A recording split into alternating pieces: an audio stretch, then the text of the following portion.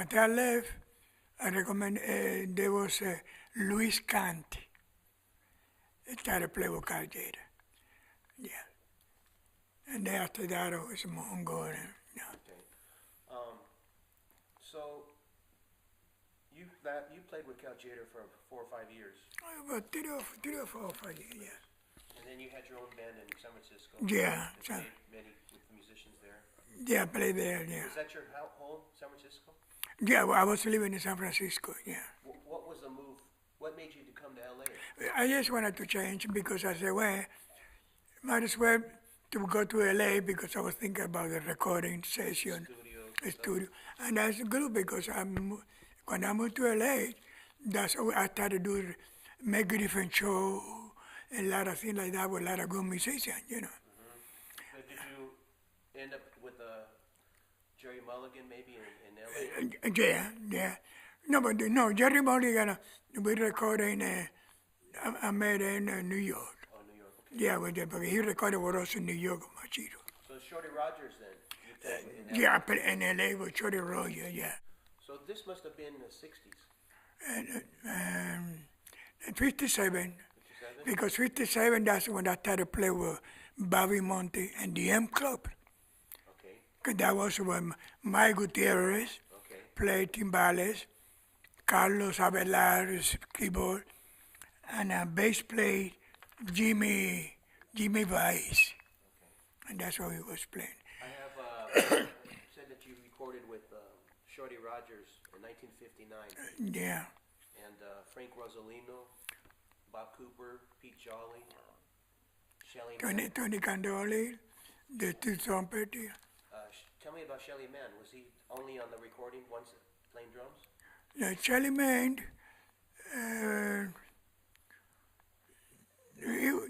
Shelly Mann, they don't record on Machito. Okay, with Shorty Rogers. Yeah, but on Machito was his name, Max Roach. Oh, Max Roach. The Max Roach, and what's the other guy? The other drummer there, Buddy Rich. Buddy Rich. Yeah, that was going to record it on Machito. So what was that experience like with those guys, with Charlie Parker, Buddy Rich? Oh, that was great, because there was, in those times, the musician, there was a great musician. Did you know of Charlie Parker? Yeah. Could I tell you something about Charlie Parker? I couldn't believe it. When I was in California, I went to New York. And I was working down New York and 42nd Street. And Charlie Parker saw me. He said, Louis, how you doing, Charlie? And Charlie, I don't feel he should say this. He said, Louis, give me $1. Charlie Parker. Oh, man, I feel so bad. Charlie Parker asked me for $1. I gave him $5. He said, thank you, Louis. Charlie Parker. I mean, I was feeling so bad. At that time, there was the drug was heroin. People were using fentanyl. They using a lot of, You never saw it. Did you see it a lot during that scene in the 50s?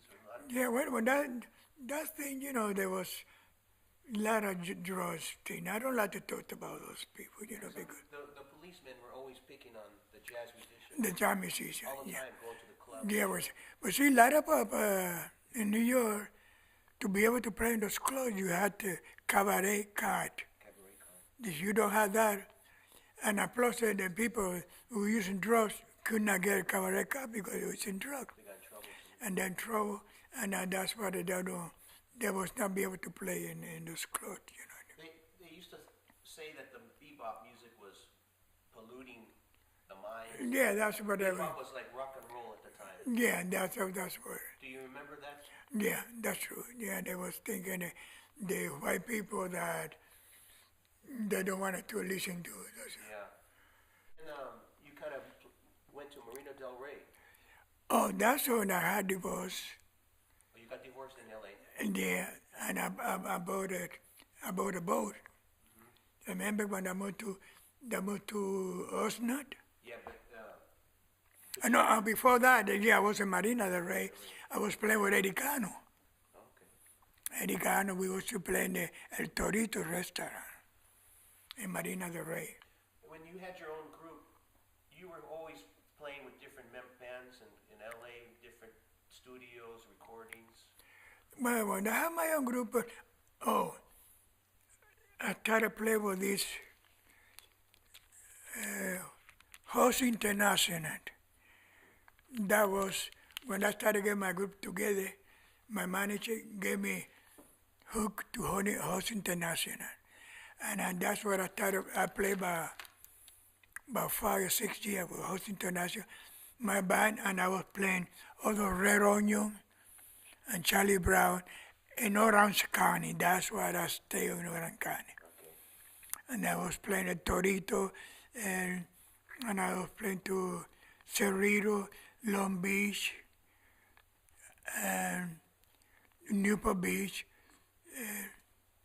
Dana Point, all the playing in California. You were playing and you had like a little rhythm section, a piano, guitar. No, that was about 4 or 5 pieces. And you're playing popular songs? And yeah, popular song, and I would, that was it.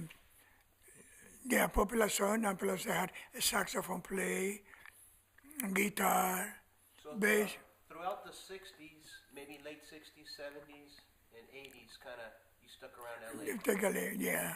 And then you came to Ventura County, Oxnard Shores. That was not, yeah, I don't know. That's when I moved to, and I started living the boat, remember? Yeah, and that was the 80s. Yeah, that's when I started, I made you die, and we started working together, You Final Touch, you put a band together. Final Touch. Well, the idea about Final Touch, that was with Raúl Rico. Rico, yeah. That Raúl Rico told me, why you don't do let's do a group like our Tjader group. And Raúl Rico finally they told me, Connect you with my dad. connect me to your dad, I said, oh, that's a good idea, let's do it. So, And that's what we started playing at university, remember? yeah. We did the radio in the university. I remember you played some Tjader, P. Kelly's blues, Yeah.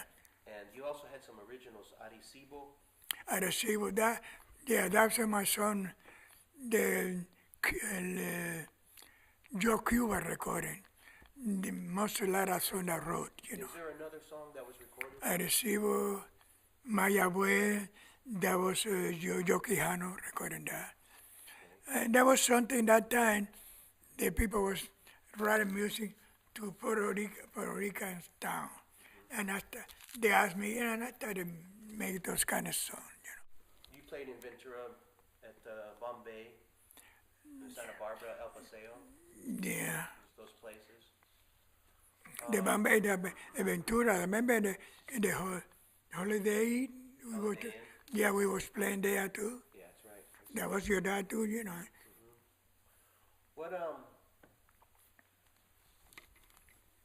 I remember seeing Final Touch with Vibes. Before you had other bands. There was no you played more popular. Was No. it Latin jazz? There was a Latin jazz and all those standard funk, But I was not using violin that time. I started using my violin when your dad. Because most of the time there was guitar, tenor saxophone, bass, and a drum, and myself, The Ruben Estrada, the vibe playing. Why did you know that it was going to work when you had him playing vibes with your band? Ruben Estrada it's a great play. And when we started working together, he played pretty. He started getting more like a Tjader style. He got playing by. He got touch. That's what I like. I like your dad. He really had the touch for the vibe because he started playing mostly like Tjader style, and he's a super vibe player. I liked listening to that band. You kind of had a rock approach. You kind of a little popular. Yeah, they were kind of rocking. The bata, rock. Yeah, well, we started rocking, but we was playing pretty and we playing funk. We really mixed it up,